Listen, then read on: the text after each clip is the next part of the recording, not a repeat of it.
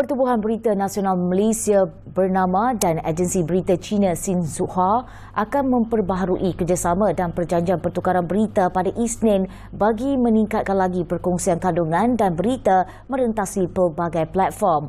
Kerjasama bernama dan Xinhua dalam pertukaran berita bermula sejak 14 Disember 1985 menerusi pemeteraian Memorandum Persefahaman MOU di Kuala Lumpur.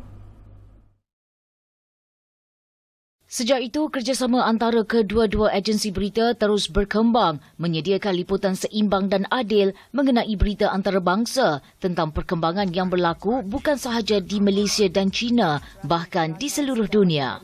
Pembaharuan perjanjian antara bernama dan Xinhua menandakan satu lagi kejayaan penting bagi kedua-dua pihak kerana ia akan membuka pintu untuk lebih banyak pertukaran kandungan berkualiti bagi memenuhi lanskap media yang sentiasa berubah di era digitalisasi dan kecerdasan buatan. Majlis menandatangani perjanjian akan berlangsung di Ibu Pejabat Bernama di Wisma Bernama.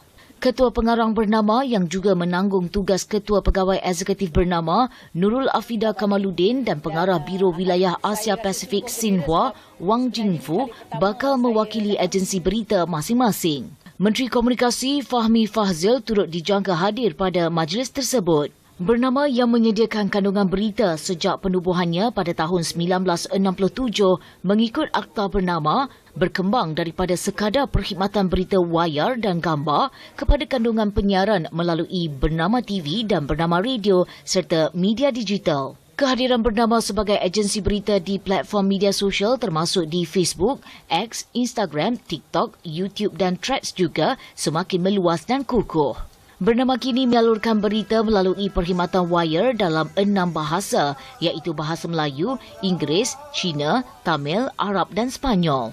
Xinhua, sebuah institusi peringkat kementerian yang ditubuhkan pada tahun 1931, merupakan organisasi media terbesar di China. Agensi berita itu mengeluarkan kira-kira 15,000 penerbitan media setiap hari dalam pelbagai bahasa termasuk bahasa Cina, Inggeris, Perancis, Sepanyol, Rusia, Arab, Jepun, Korea, Jerman, Portugal dan bahasa Mongolia Cyrillic.